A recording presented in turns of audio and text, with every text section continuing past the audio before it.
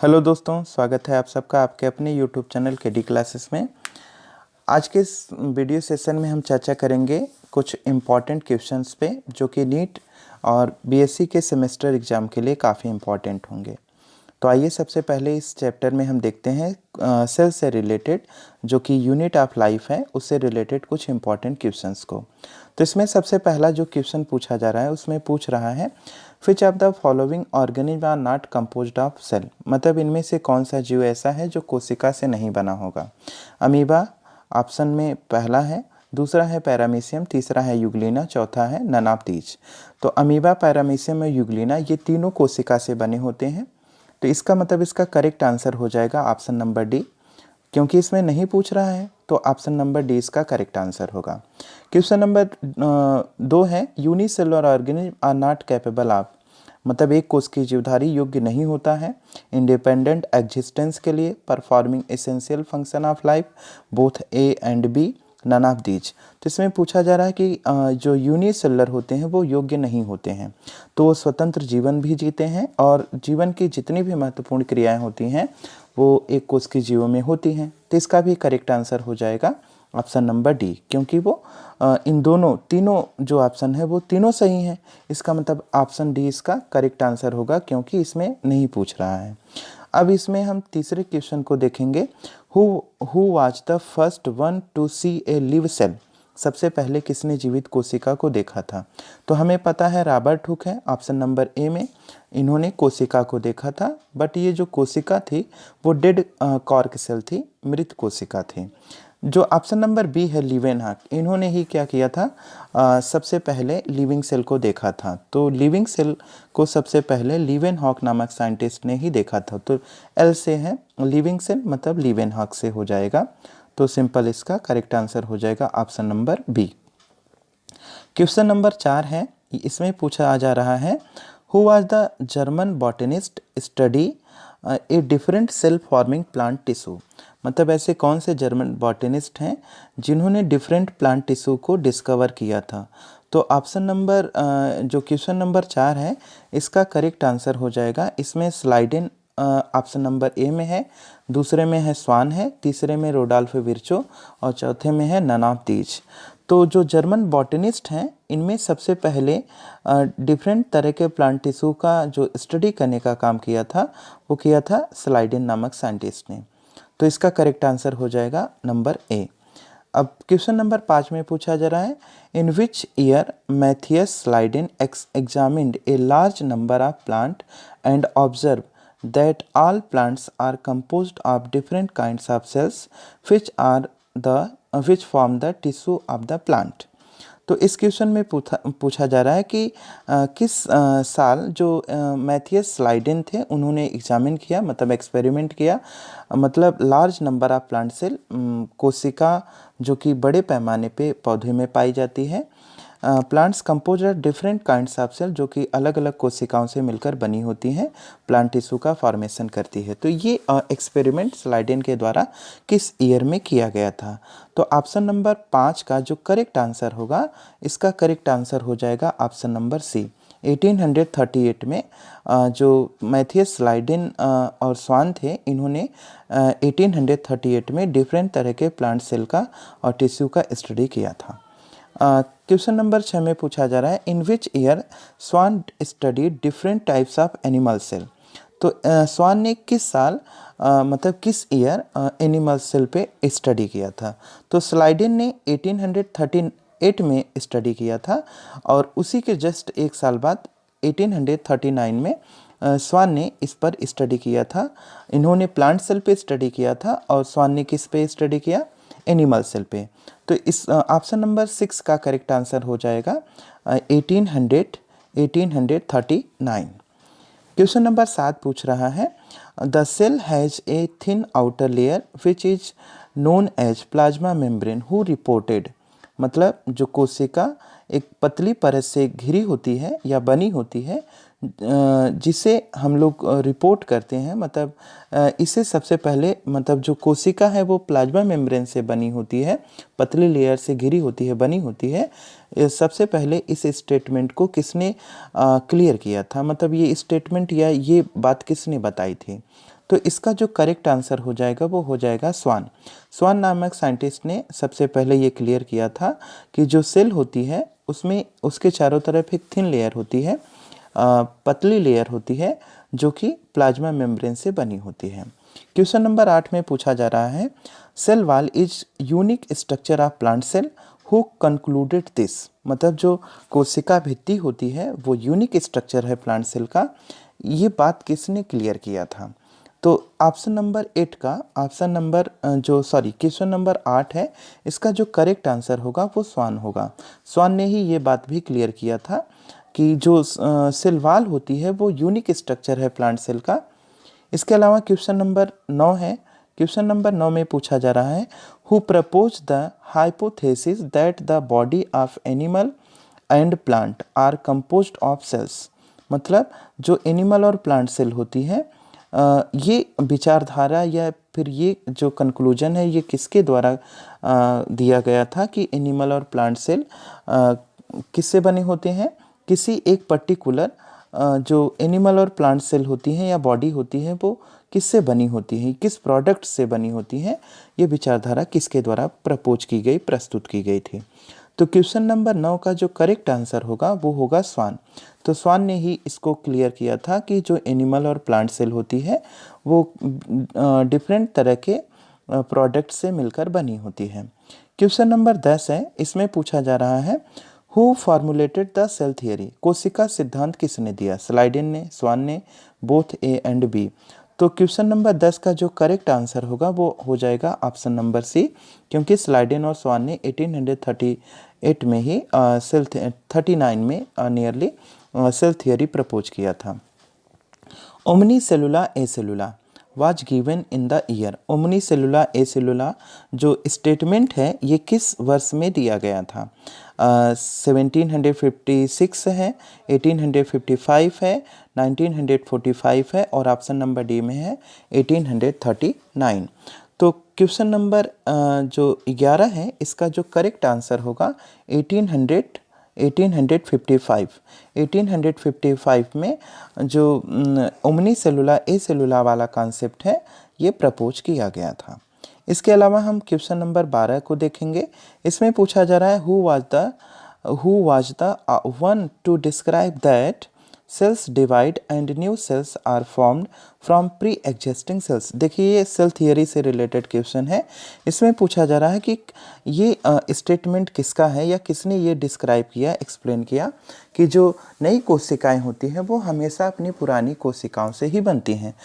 Schleiden ने, Schwann ने, Virchow में या फिर इन सभी ने मिलकर ये डिसाइड किया था। तो जो प्रश्न संख्या 12 है इसका जो करेक्ट आंसर होगा वो ये विर्चो हो जाएगा। विर्चो ने ही ये मतलब कि सेल थियरी में ये कॉन्सेप्ट प्रपोज किया था कि जो पुरानी कोशिकाएं होती हैं उन्हीं से नई कोशिकाओं का निर्माण होता है। प्रश्न संख्या 13 को हम देखेंगे। इसमें पूछा जा रहा है, which of the following statement is not a part of final cell theory. मतलब इन चारों कथनों में से कौन सा जो कथन है वो सेल थियरी से संबंधित नहीं है। तो इसमें जो पहला स्टेटमेंट है इसमें कह रहा है, cell has thin outer layer called plasma membrane. मतलब कोशिका में एक पतली परत होती है जिसे प्लाज्मा मेम्ब्रेन कहते हैं। उसके अलावा all living organism are made up of cells and product of cells. सभी जीवधारी कोशिका या उसके पदार्थों से मिलकर बने होते हैं। All cells are form pre existing cells. मतलब जो नई कोशिकाएं होती हैं वो पहले से पाई जाने वाली कोशिका से या पहले से जो सेल होती हैं उनके द्वारा बनी होती हैं। ऑप्शन नंबर डी है ऑल ऑफ दीज। तो इसका जो करेक्ट आंसर हो जाएगा, इसमें देखिए ऑप्शन नंबर बी है, सी है और डी, ये सभी सही हैं। लेकिन इसमें पूछा जा रहा है कि कौन सा सेल थियरी का स्टेटमेंट नहीं है। तो इसका करेक्ट आंसर हो जाएगा option number A, cell has a thin outer layer called plasma membrane. ये सेल थियरी नहीं है, ये सेल थियरी के स्टेटमेंट से रिलेटेड नहीं है। इसके अलावा क्वेश्चन नंबर 14 है। इसमें पूछा जा रहा है, what is the outer covering of typical plant cell. Typical जो प्लांट सेल होती है उसकी आउटर कवरिंग का क्या नाम है। तो इसमें जो सबसे पहला ऑप्शन है, cell wall externally option number B है plasma membrane externally, option number C है cell wall internally, option number D है cell wall externally plasma membrane internally. तो अब इसमें ध्यान दीजिए कि जो पूछा जा रहा है प्लांट सेल की टिपिकल आउटर लेयर का क्या नाम है। तो इसका जो करेक्ट आंसर हो जाएगा ऑप्शन नंबर 14 का क्वेश्चन नंबर 14 का जो करेक्ट आंसर होगा ये हो जाएगा ऑप्शन नंबर डी, इसका करेक्ट आंसर होना चाहिए। ठीक है, cell wall externally plasma membrane internally. तो सेल वॉल क्या होती है, एक्सटर्नल लेयर होती है, और प्लाज्मा मेम्ब्रेन जो होती है वो इंटरनल लेयर होती है। और यहाँ पे ध्यान दीजिए कमें आप हाँ, तो ये करेक्ट आंसर इसका सही होगा ऑप्शन नंबर डी कि सेल वॉल इसकी एक्सटर्नल लेयर होती है, जबकि जो प्लाज्मा मेम्ब्रेन होती है वो इंटरनल लेयर होती है। बाकी ऑप्शन जैसे पहला ऑप्शन देखेंगे सेल वॉल एक्सटर्नली, तो ये भी सही है, प्लाज्मा मेम्ब्रेन एक्सटर्नली ये ऑप्शन नंबर बी गलत है, सेल वॉल इंटरनली ये भी नंबर सी वाला गलत है।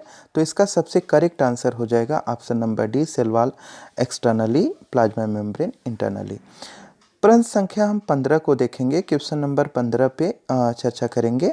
Identify A B C and D in the given figure. मतलब इसमें फिगर में जो ए है वो किसे इंडिकेट कर रहा है, बी किसे इंडिकेट कर रहा है, सी किसे इंडिकेट कर रहा है, और ऑप्शन नंबर डी किसको इंडिकेट कर रहा है, इन सबको हमें आइडेंटिफाई करना है।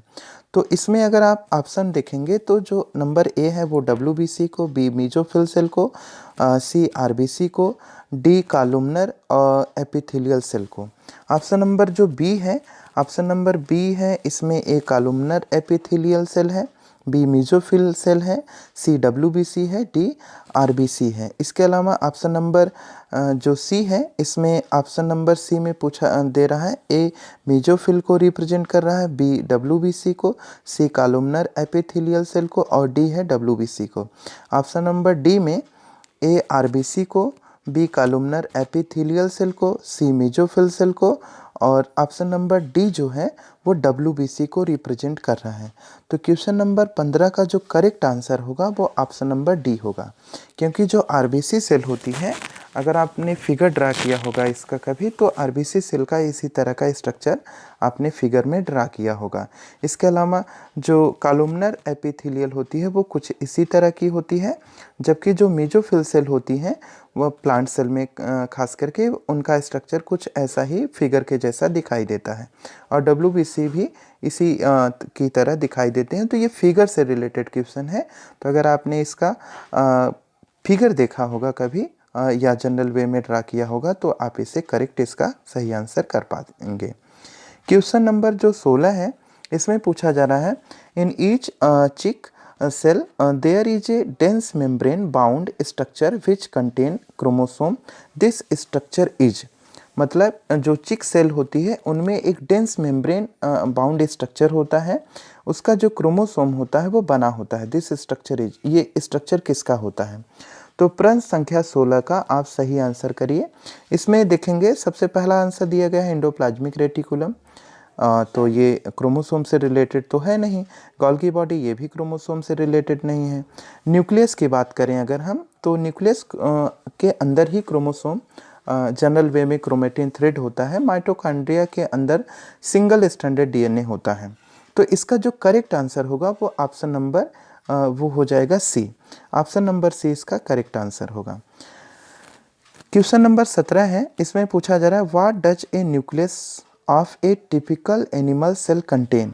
मतलब एक टिपिकल एनिमल सेल के न्यूक्लियस के अंदर क्या होता है, क्रोमोसोम होता है, जीन होता है, डीएनए होता है, ऑल ऑफ दीज।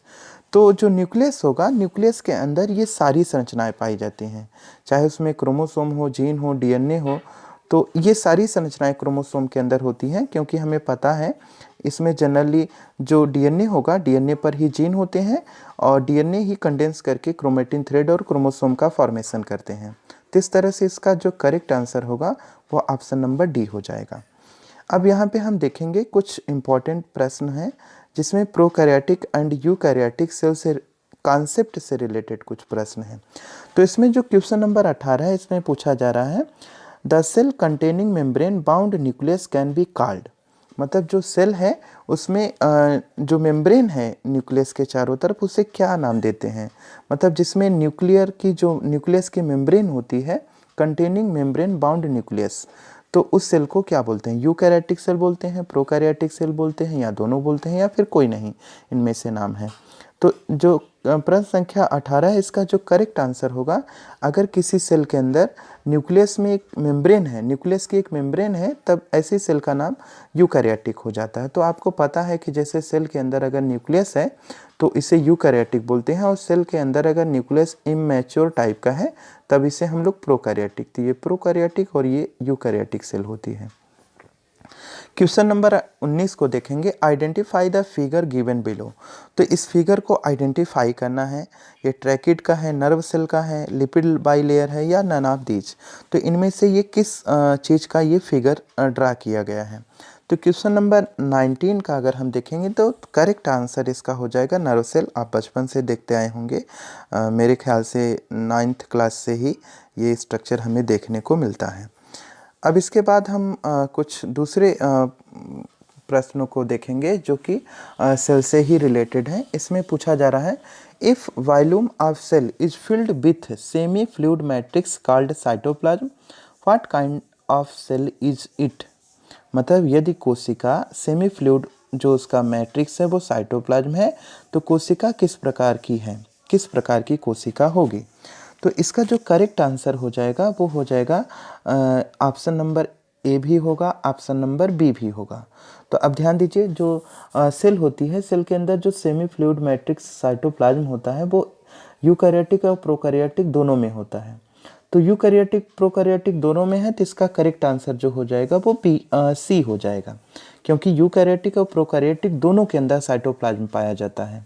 अगर इसमें पूछ लेता, मान लीजिए यहाँ पे अगर केवल कैरियोप्लाज्म पूछता या फिर न्यूक्लियोप्लाज्म पूछता, तो इसका करेक्ट आंसर ए हो जाता है। लेकिन इसमें साइटोप्लाज्म दिया गया है, और साइटोप्लाज्म प्रोकैरियोटिक और यूकैरियोटिक दोनों के अंदर प्रेजेंट होती है साइटोप्लाज्म। अब इसका देखेंगे, जो क्वेश्चन नंबर 21 है, इसमें देखेंगे, identify the given below figure. मतलब ये जो नीचे फिगर दिया गया है ये किस चीज़ का है या किस सेल का है? तो इसका जो करेक्ट आंसर होगा वो हो जाएगा ऑप्शन नंबर ए। तो ये ट्रैकिड का है, ट्रैकिड की जो सेल होती है उसका फिगर कुछ इसी के जैसा बनाते हैं हम लोग। तो ये फिगर से रिलेटेड है। इसमें जनरली आप लोग जब फिगर को कंसीडर करेंगे तो ये ऐसे कुछ क्वेश्चन हैं जो फिगर से रिलेटेड दिए गए हैं। क्वेश्चन नंबर 22 है, what is the main arena of cellular activities in eukaryotic cell? तो यूकैरियोटिक सेल का जो सेलुलर एक्टिविटी है उसमें मेन जो एरिना है वो क्या होता है? तो इसमें ऑप्शन नंबर ए है, न्यूक्लियस होता है, साइटोप्लाज्म है, प्लाज्मा मेम्ब्रेन है, या फिर ऑल ऑफ दीज है। तो क्वेश्चन नंबर जो 22 है, इसका जो करेक्ट आंसर होगा वो बी हो जाएगा। जो सेलुलर एक्टिविटी होती है यूकैरियोटिक सेल के अंदर, वो सेलुलर एक्टिविटी जनरली साइटोप्लाज्म के अंदर होती है। अगर न्यूक्लियर एक्टिविटी होती तो न्यूक्लियस के अंदर हो जाता। ये सेलुलर एक्टिविटी है, मान सेल के अंदर की जो एक्टिविटी है वो सेल ऑर्गेनेल के थ्रू जनरली कंसीडर की जाएगी, तो वो साइटोप्लाज्म के अंदर होगी। क्वेश्चन नंबर 23 है, in an eukaryotic cell where does the various chemical reactions occur to keep the cell living state? मतलब अगर कोई एक जीवित कोशिका है तो जीवित कोशिका के अंदर ऐसी कौन कौन सी सेलुलर एक्टिविटी होती हैं, डिफरेंट केमिकल एक्टिविटी सेल के अंदर होती हैं। तो ऑप्शन नंबर जो 23 है, क्वेश्चन नंबर 23 है, इसका जो ऑप्शन करेक्ट होगा वो कौन सा होना चाहिए? इसमें न्यूक्लियस के अंदर क्या पूछा जा रहा है कि सेल के अंदर जो यूकैरियोटिक सेल है इसमें डिफरेंट तरह की केमिकल एक्टिविटी किसके द्वारा कंडक्ट की जाती हैं? तो न्यूक्लियस के द्वारा कंडक्ट की जाती हैं, या फिर साइटोप्लाज्म के द्वारा कंडक्ट की जाती हैं, माइटोकॉन्ड्रिया, या फिर इन सभी के द्वारा। तो वैसे तो ज़्यादातर इसका correct answer all of these होना चाहिए, पर इसका जो इसमें पूछा गया है यूकैरियोटिक सेल के अंदर केमिकल एक्टिविटी किसके द्वारा कंट्रोल की जाती है? तो साइटोप्लाज्म के द्वारा जनरली केमिकल एक्टिविटी को कंट्रोल किया जाएगा, जिसका मेरे ख्याल से correct answer option number C होना चाहिए, बी होना चाहिए, साइटोप्लाज्म। क्वेश्चन नंबर 24 में पूछा गया है, how many of the following organelles are found in prokaryotic cell. मतलब हाउ मेनी प्रोकैरियोटिक सेल के अंदर इनमें से कौन से सेल ऑर्गेनेल पाए जाते हैं। तो इसमें एंडोप्लाज्मिक रेटिकुलम है, गाल्गी कॉम्प्लेक्स है, लाइसोसोम है, माइटोकॉन्ड्रिया है, माइक्रोबॉडी है और वैक्यूल्स हैं।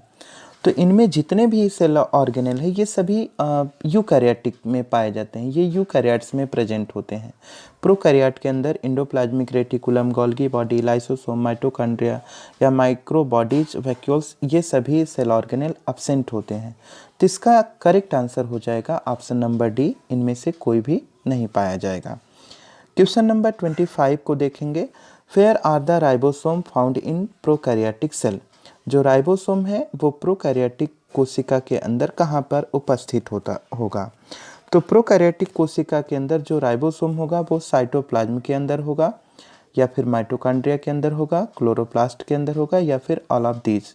तो ध्यान दीजिए, जो यहाँ पे राइबोसोम है, राइबोसोम प्रोकैरियोटिक सेल के अंदर वो जनरली साइटोप्लाज्म के अंदर पाया जाता है।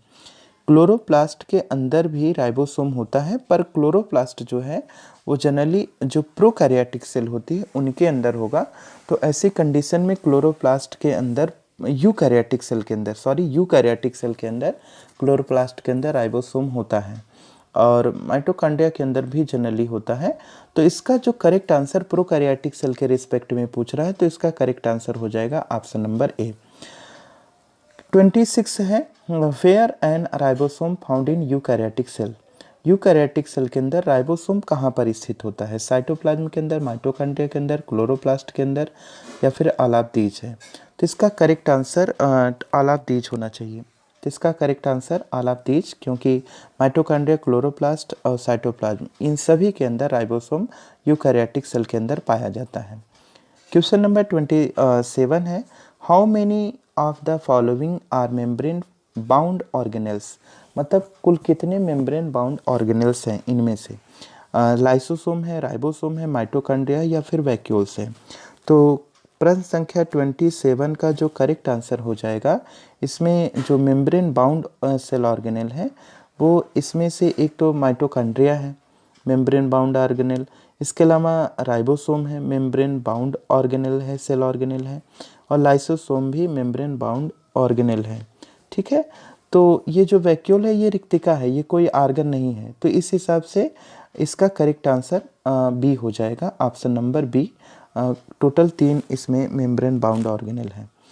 तो इसके बाद देखेंगे क्वेश्चन नंबर 28 को, which of the following organelle is exclusively found in animal cell.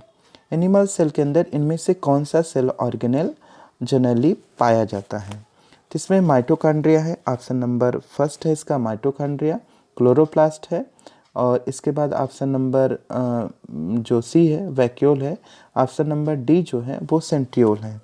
तो देखिए यहाँ पे पूछा जा रहा है कि एक्सक्लूसिवली जो एनिमल सेल है उनके अंदर कौन सा सेल ऑर्गेनेल जनरली प्रेजेंट होता है।